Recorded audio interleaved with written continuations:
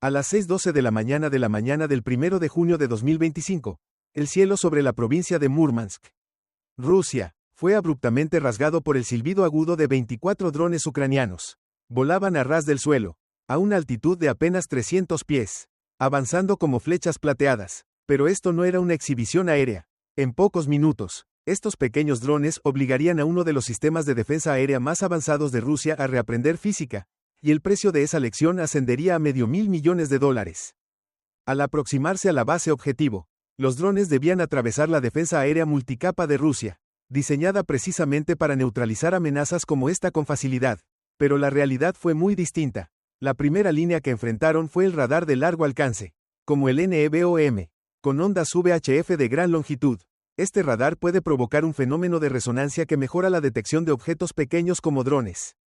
Sin embargo, su talón de Aquiles es su bajísima precisión en la localización. Sus haces de exploración abarcan cientos de metros, lo que hace casi imposible fijar el blanco para abrir fuego, incluso si se detecta una anomalía. Como resultado, los drones pasaron como si el radar no existiera. A las 6:14 de la mañana, el grupo de avanzada ya había alcanzado su objetivo. No necesitaban inteligencia artificial sofisticada, con sensores ópticos y algoritmos simples de reconocimiento de patrones. Detectaron fácilmente las antenas octogonales características del radar Gravestone, el «ojo de Dios» del sistema S-400. El sistema S-400 Triumph, orgullo del ejército ruso, protegía la base aérea de Balea con una coordinación entre el radar Big Bird, con un alcance de 400 kilómetros, y el radar Gravestone 92N6, capaz de seguir hasta 300 objetivos simultáneamente.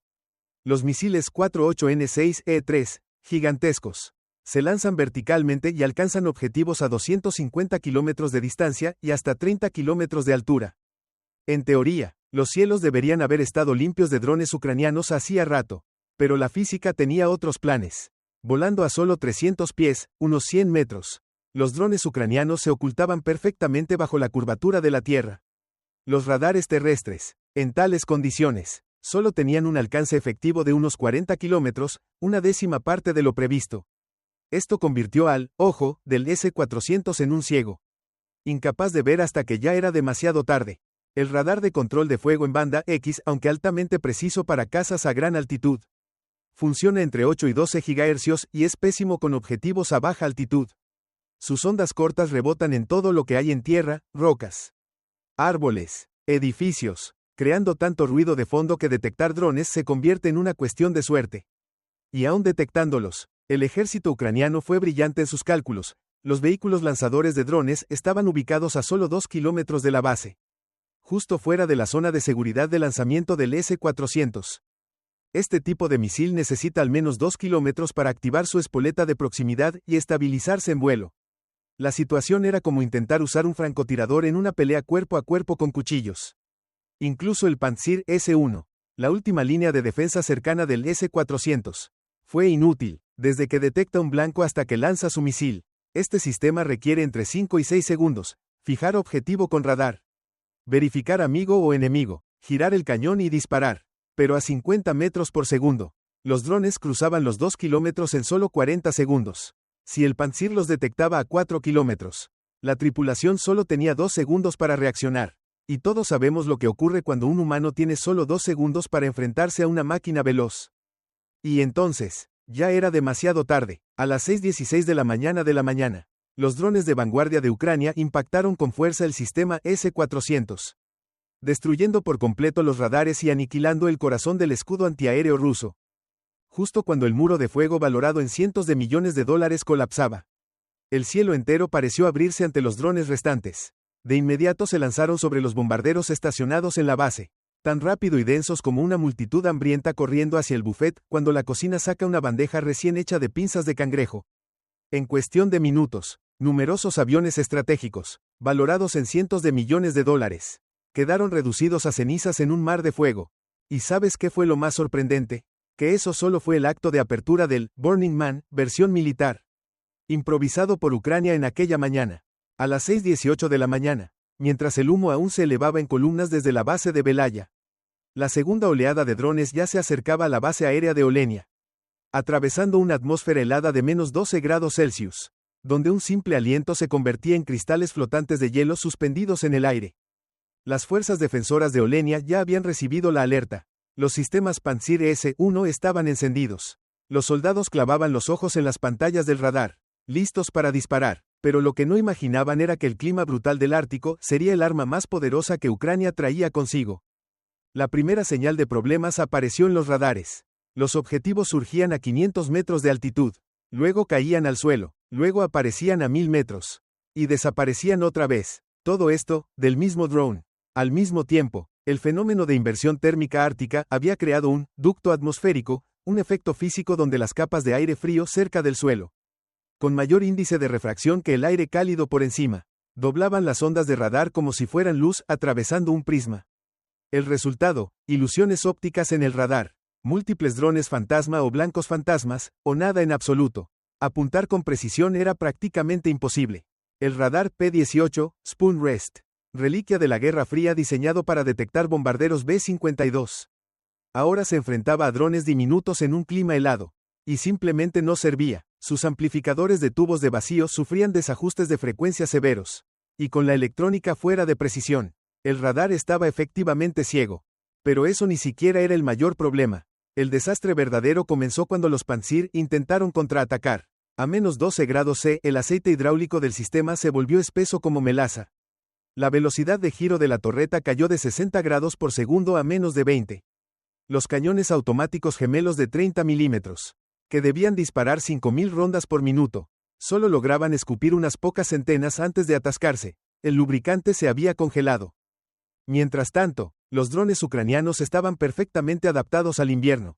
No usaban hidráulica, ni mecanismos complicados, solo motores brushless simples que funcionaban incluso mejor en aire frío y denso. Las baterías de litio-hierro fosfato mantenían toda su potencia, y las cámaras infrarrojas transformaban toda la base de Olenia en un árbol de Navidad resplandeciente entre la nieve blanca, cada edificio con calefacción. Cada motor encendido, brillaba como una luz navideña en la noche. Finalmente, un Pantsir logró fijar un blanco y disparó un misil 57E6. El proyectil rugió hacia el drone, con la espoleta de proximidad armada. Bastaba con acercarse a menos de 5 metros para detonar. Pero en ese frío extremo, la electrónica ya no funcionaba con precisión. Los condensadores se desajustaron, la frecuencia del oscilador se desvió, y el microchip de control se volvió lento. El misil atravesó la bandada de drones. Sin explotar, la espoleta de proximidad, calibrada para temperatura ambiente, quedó completamente inutilizada en condiciones de menos 12 grados C. Y así fue como los primeros drones ucranianos se lanzaron directamente sobre los depósitos de combustible de aviación. Cuando la temperatura de la explosión alcanzó los 2500 grados Celsius e interactuó con el acero previamente enfriado a menos 12 grados C, el metal se volvió tan frágil como el vidrio. Los tanques de combustible no solo explotaron, sino que se desintegraron, lanzando cientos de fragmentos metálicos a velocidad supersónica en todas direcciones. Fue un ataque perfecto, una lección costosa sobre física, estrategia y la impotencia humana ante aquello que parece insignificante. Cada esquirla de la primera explosión llevaba consigo un choque térmico brutal, como chispas iniciando una cadena de reacciones letales. Las tuberías de combustible congeladas se agrietaron, las válvulas de presión estallaron una tras otra, y todo el sistema de almacenamiento se convirtió en una bomba de fragmentación colosal. Imposible de controlar. A las 6:24 de la mañana, la base de Olenia ya ardía en un mar de fuego. Un incendio tan vasto que podía verse desde el espacio. Las fuerzas de defensa rusas contraatacaron con desesperación, lanzaron más de 40 misiles Pantsir. Dispararon miles de proyectiles de 30 milímetros. ¿El resultado? Solo 3 drones fueron derribados.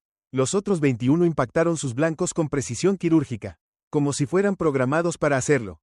Y la lección aquí es clara: el arma más poderosa no es la tecnología avanzada, sino comprender mejor el entorno de combate que tu enemigo. Pero el siguiente ataque no contaría con el privilegio del clima ártico. A las 6:25 de la mañana, la base aérea de Diaghilev, orgullo de la defensa moderna rusa, estaba lista. Capas de sistemas S-400 se apilaban como cebollas para formar un escudo impenetrable. Los Pantsir S-1 cubrían cada hueco del espacio aéreo. Y por si fuera poco, el sistema de guerra electrónica KRASU-KHA-4 ya estaba desplegado, preparado para interferir desde la banda X hasta la banda K. Incluso los cañones ZSU de la era soviética estaban cargados y apuntando al cielo. Un verdadero muro de fuego, capaz de convertir cualquier ofensiva en una pesadilla. Y sin embargo, aparecieron 31 drones ucranianos.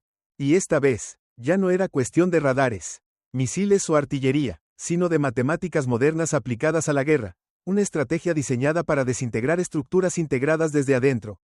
Los drones no volaban en formación compacta. No, eso sería demasiado fácil de neutralizar para el sistema ruso. En cambio, se dividieron en 7 pequeños grupos, cada uno con 4 o 5 unidades, atacando desde distintas direcciones, altitudes y velocidades. No era aleatoriedad, era guerra psicológica algorítmica, diseñada para colapsar el sistema nervioso de las computadoras de control de fuego. El problema es este: cada sistema Pantsir solo puede manejar hasta 4 objetivos simultáneamente. Y el S-400, hasta 12, parece suficiente para 31 drones. ¿Verdad? Pero no, cuando los grupos se agrupan y luego se dispersan una y otra vez. El algoritmo de defensa debe reiniciar continuamente el protocolo de interceptación. Cada vez que 4 drones se unen y se separan, toda la red antiaérea se ve obligada a resetear su táctica, generando un retraso que se propaga por todo el sistema. Comienza el lag de combate. Mientras tanto, el ejército ruso activa todos los dispositivos de interferencia electrónica. Los sistemas KRASUKHA-4 emiten señales disruptivas en todas las frecuencias posibles, desde las más altas hasta las más bajas, con señales convencionales. Esto habría sido devastador, pero los drones ucranianos no usan señales convencionales. Están equipados con tecnología avanzada de salto de frecuencia, capaz de cambiar de canal hasta 1000 veces por segundo. Para cuando el sistema de interferencia detecta una frecuencia, el drone ya ha cambiado de canal 50 veces. Incluso aprovechan la intensidad del ruido electrónico para ubicarse. Cuanto más fuerte es la interferencia, más cerca están de su objetivo. Y es ahí donde colapsa toda la doctrina rusa de guerra electrónica. Cada ciclo de detección y disparo toma unos 12 segundos, pero a 50 metros por segundo y atacando desde múltiples vectores. Cada drone puede recorrer 600 metros mientras el sistema aún está pensando. 7 grupos pequeños, 7 puntas de lanza móviles. Su diseño aseguraba que al menos uno penetrara los sistemas de defensa aérea. Fue una demostración clara del poder de la guerra distribuida, sin centro de mando, sin superordenadores, solo una red mesh descentralizada donde cada drone compartía datos en microsegundos. No había líder que eliminar, solo una bandada autónoma que seguía reglas simples: evitar colisiones, mantener distancia y converger con precisión quirúrgica. A las 6:31 de la mañana, comenzó el ataque a la base aérea de Diaghilev. 17 drones impactaron en solo 2 segundos, generando ondas explosivas combinadas de más de 50 psi, suficientes para destruir hangares fortificados. A las 6:34 de la mañana, la base era un campo de escombros.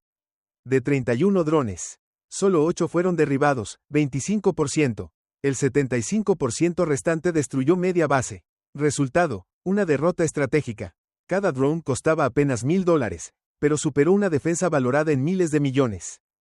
A las 6:42 de la mañana, la base de Ivanovo entró en máxima alerta. Tras la caída de Belaya, Olenia y Diaghilev, sabían que serían los siguientes. Se activó el sistema de guerra electrónica R3300ZH Satel, creando un entorno saturado de señales falsas. En teoría, los drones ucranianos quedarían ciegos, GPS bloqueado, navegación anulada. Pero sucedió lo inesperado: los drones mantuvieron formación, esquivaron obstáculos y reconocieron el terreno con precisión milimétrica. Ya no dependían de satélites. Tras 18 meses de entrenamiento con Machine Learning, fueron equipados con redes neuronales capaces de guiarse por visión real sin coordenadas. Cada uno llevaba un procesador que analizaba 30 fotogramas por segundo y contenía miles de imágenes satelitales de la base en todas las estaciones y horarios. Ivanovo intentó engañarlos con aviones inflables con emisores térmicos, pero los drones detectaron fácilmente las anomalías: sombras mal orientadas, antenas incorrectas y firmas térmicas falsas. Este tipo de señuelos podría engañar a satélites, pero no a una IA entrenada con decenas de miles de imágenes reales. Las redes neuronales detectaron de inmediato sombras incorrectas, antenas mal ubicadas y firmas térmicas falsas. A pesar de costar millones, los modelos inflables fueron ignorados. La bandada de drones se dirigió directo a los objetivos reales. Lo que siguió fue lo más temido por los defensores rusos. Los drones comenzaron a coordinarse de forma completamente autónoma, sin control humano, usando una red mesh descentralizada. Compartían datos en milisegundos. Si uno detectaba un blanco prioritario, toda la formación lo sabía y se reestructuraba automáticamente, asignando roles según el ángulo de ataque, tipo de ojiva y vulnerabilidad del objetivo. Sin mando central, sin operadores, solo máquinas tomando decisiones tácticas. en un nivel que supera la capacidad humana. El ataque final fue quirúrgico. Drones con cargas perforantes destruyeron hangares fortificados. Otros con cabezas de fragmentación atacaron aviones al aire libre.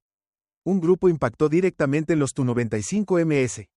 Bombarderos nucleares clave en la doctrina MAD, colapsando su estructura desde adentro.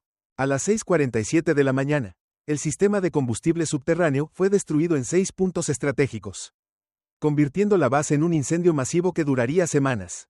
14 bombarderos, valorados en más de $700 millones, fueron reducidos a chatarra. Todo esto, ejecutado por drones de bajo costo ensamblados con procesadores de teléfonos inteligentes y piezas comerciales. Una pesadilla de baja tecnología con impacto estratégico. Una advertencia clara: en la guerra moderna, la simplicidad, descentralización y adaptabilidad pueden ser más letales que cualquier arma sofisticada.